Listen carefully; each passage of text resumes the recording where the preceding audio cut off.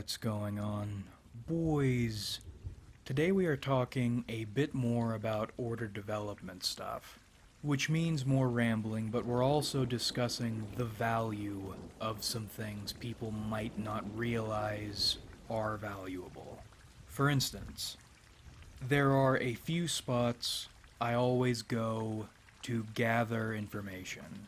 When I was a young boy, I entered the arena of political discourse.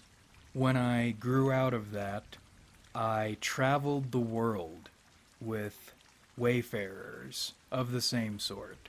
And now I'm traveling down a nonsensical rabbit hole looking for what works. Now, all of what I just said sounds like bullshit or disco posting, which is communicating simple statements in a verbose, poetic, gilded way. Colin Quinn is good at it. Disco Elysium, which is where I'm getting the term from, is that. It originated the term. And the reason I deploy and explain disco posting here is because much interesting material written or created in more restrictive times gets disco posted. If you have any frame of reference, you're going to know what this person is talking about. You're going to read it or interpret it as if it weren't disco posted at all. But if you don't have that frame of reference, it's not going to make any sense. And maybe you'll read into the disco posting more than you will the plain statement the disco posting is communicating. So when you have no frame of reference and you are tackling an entire thing entirely disco posted with certain parts designed to throw you off, not just to muddy the waters, but to send people who aren't in the know in the wrong direction, you can waste a lot of your time. That's one of the reasons, to me, schemas and plain speech by people to you who are in the know are so helpful. Now, I'm talking about interest forums. And people often shit talk or mystify these things more than they should. They aren't the greatest things in the world, they aren't the worst things in the world, and they should not be destroyed or underestimated. They're so valuable, especially for people who don't frequent them. This is because the people who use them every day have nothing else going on in their lives. As in, I'm sure a number of you have had your interest forums periods in your life, and I'm sure you are familiar with the feeling of realizing you spend a whole lot of time on them, and why might that be? Finding yourself part of them is soul-crushing, and you should probably do something about it. But, as resources, these interest forums provide you access to people who have nothing else going on in their lives except for those interests. Meaning you have access to sentient libraries you don't even need to ask questions to learn a lot. You just hang out and keep your mouth shut and you'll start picking things up. So remember, if you need to learn something, interest forums are a free, invaluable resource. Now, that said, you're going to get a lot of dog shit, wrong, useless, or even harmful information from these sources. And I started playing Bloodlines again recently, with patches for the first time, and using interest forums to gather information reminds me of playing a Malkavian. Playing a Malkavian is so wonky. When I first played the game, however many years ago, when I first got into PC gaming, I thought the game was bugged, it was so weird. And it was bugged, but not in the way I thought. I thought the game was just poorly written, until I realized that's what's supposed to be happening when you play a Malkavian. And if you've never played Bloodlines, don't know anything about Vampire the Masquerade or World of Darkness, Malkavians are vampires who are connected to this loose telepathic network that allows them and some higher entity to share information between each other. That connection breaks their minds and gives them a lot of garbage info, interference info, makes them weird, but you also, amongst the static, get flashes of information you really shouldn't know. It's clairvoyance, it's divination, it's random, it's getting hit over the head with valuable information you otherwise would never get and will have trouble interpreting. And this is how information gathering on interest forums works. There's a lot of bullshit, a lot of interference, but there is information there you would need to spend years to get, have excellent equipment to get, so on and so on and so on. Information you would not get otherwise, or anywhere else, unless you were operating at some high level in this specific area, which you aren't. And in this information gathering, I've been reading about manifesting, which is a concept I have mixed thoughts on, which we're going to get to, but I believe in the power of human thought and the noosphere. As in, when enough people are thinking about the same thing, reality starts shifting. And that can be explained with very material arguments, but the fact it happens seems undeniable. It's one of the reasons 2016 was such an interesting year to be a terminally online person. You got to see meme magic happening in a way I have never seen before and haven't seen since. Anyway, manifesting. I have mixed thoughts on it because on one hand, I've observed in myself and others without explicitly practicing manifestation, the more a person develops harder and harder assumptions based on information they've observed, the more likely that assumption is going to become reality. In my view, that phenomenon, whatever's causing it, seems to be fact. Now, I'm a bit against it because on one hand, reality is going to do whatever reality wants to do, no matter how much you're manifesting. And two, hyper-specific manifesting, I don't believe in. As in, if I focus on just getting $1,000, I don't think I'm going to get $1,000. Then again, I haven't tried manifesting, and I'm finding I dislike, or I'm coming to dislike more and more, ruling things out without ever trying them. Therefore, I am going to give manifestation a shot. And I'm giving it a shot because I somewhat believe in it and would like to see what happens when it's taken seriously and consciously. For instance, on a lower level, if you want to use this language, I believe I've manifested good relations, at least at first, with ENTJs. Over the years, I've gotten to the point I can pick an ENTJ out of a crowd, approach them, and get along with them. Almost any ENTJ. And that positive first impression doesn't always extend past a first impression, but I can't recall a moment in the last few years, I haven't been able to make an ENTJ like me upon meeting them face to face for the first time.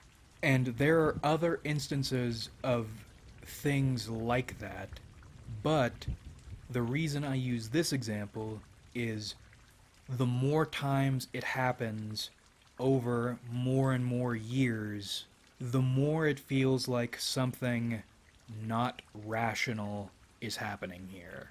Not necessarily otherworldly, but something that isn't readily explained.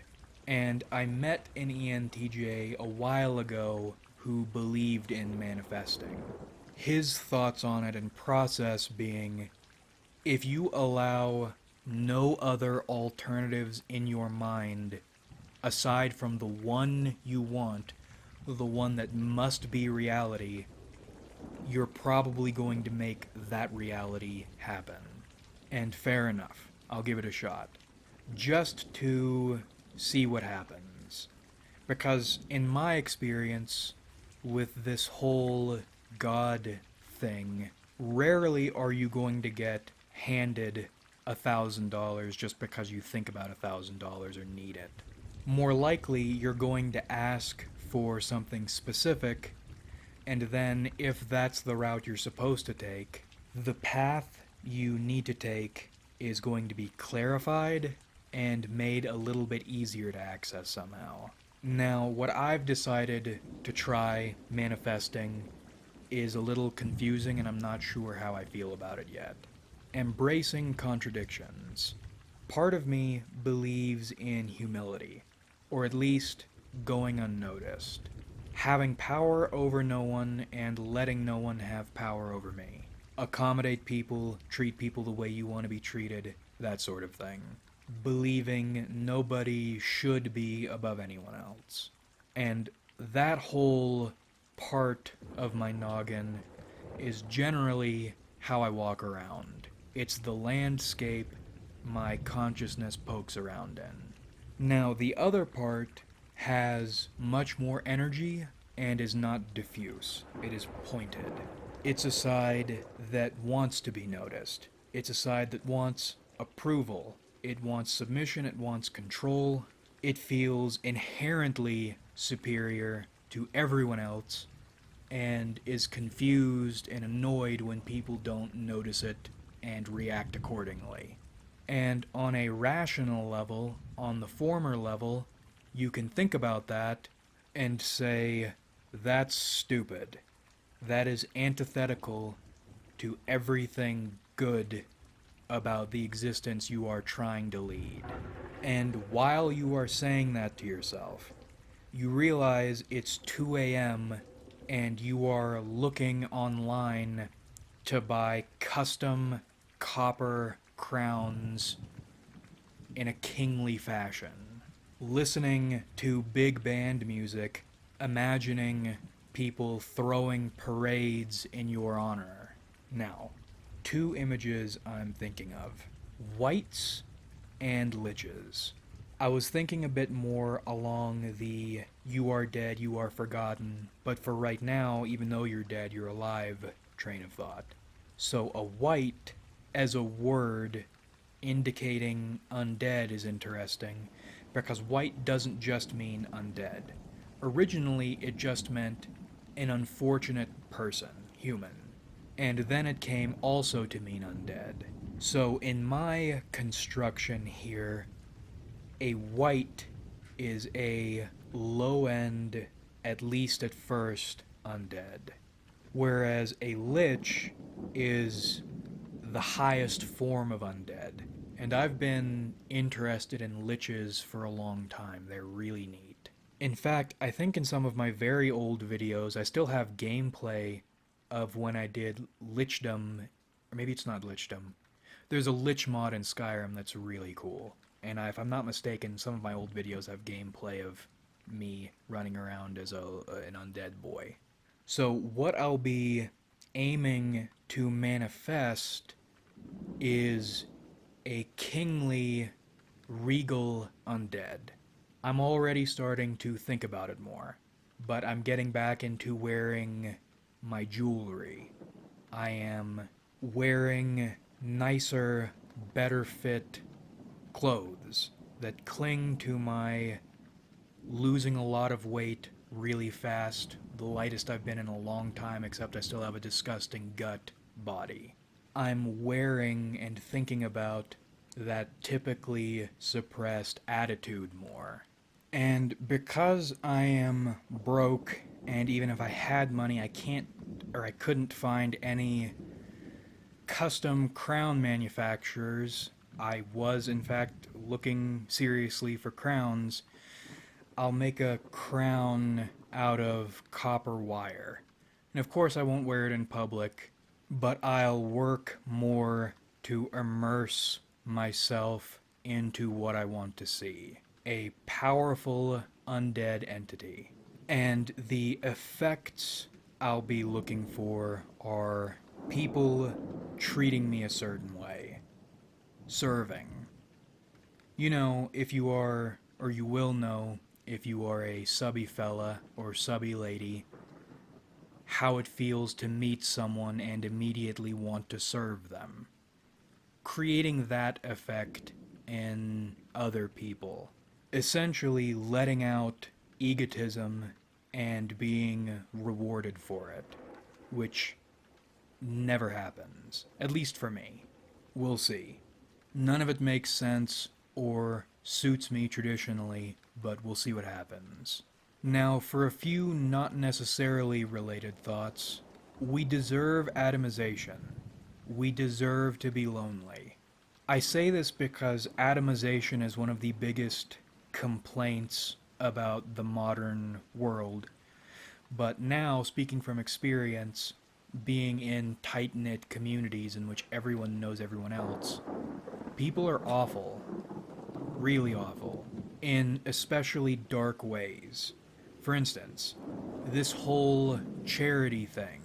You would think charity would be, by definition, cooperative and uplifting, but in reality, all anyone in the nonprofit world wants to do is exercise petty authority or set other people up for failure. Rarely is it anything else, and that's disgusting.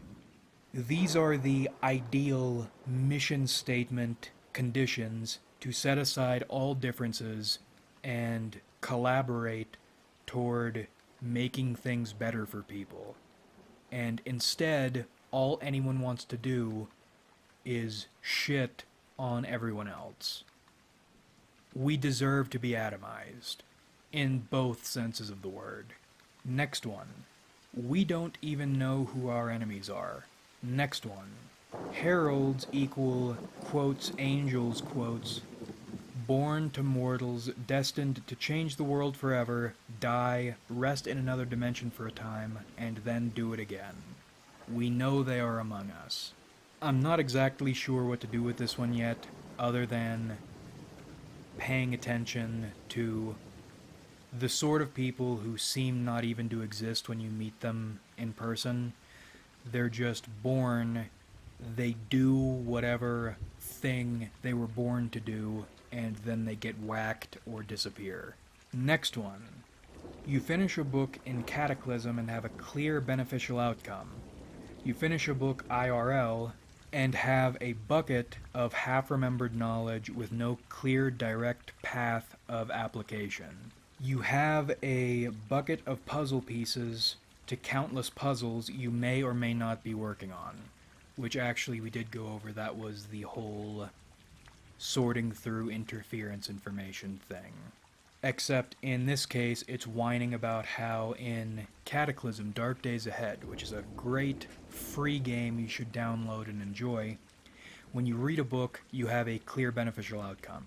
When you read a book in reality, all you have are half-remembered passages that may or may not be useful. Next one. Crowley was talking about guardian angels. Are they a form of your higher self, which is not autonomous, it is part of you, Or is your guardian angel an autonomous, separate entity? He starts with the former, and then, as his life progresses, he swaps to the latter. Now, I don't know what to make of this yet, but it's something to pay attention to. Next one. Reality is always shifting. Take what was and track toward what now is. That one isn't just talking about history. The idea more is when someone you find important dies, you might think the trail they were following has gone cold, when in reality, it hasn't. If you pick up the pieces and sniff it out and look for tracks again, you can pick that trail back up. The last one written down is becoming a lich means sacrificing one's soul. Now, if memory serves, putting your soul in a phylactery doesn't mean your soul is destroyed, it's just separated from your body. Now, I don't know what to make with the concepts of sacrificing one's soul or separating one's body from one's soul yet, but there's something to that to work on. The last one, not written down and stated many times before, but worth reiterating, trust your gut. If something feels wrong, makes you feel sick, it probably is wrong. If you find yourself feeling sick around something you enjoy or think you enjoy, maybe take a moment and analyze why you're feeling sick and whether or not you want to continue with or trust what you're doing. Last thing for this video.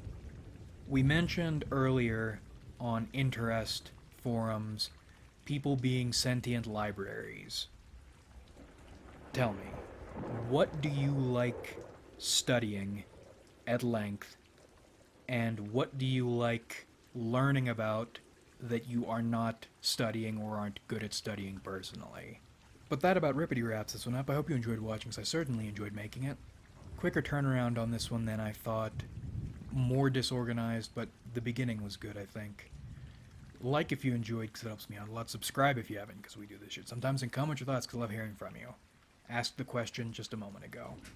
But thanks again for watching, everybody. Really, we have a lot of fun on this channel. So much fun, in fact, you can roll it up and let it beat your windowsill, which is what my blinds are doing. Because it's a lot of fun. And that's how much we have on this channel. And I look forward to doing this with you guys again in the future.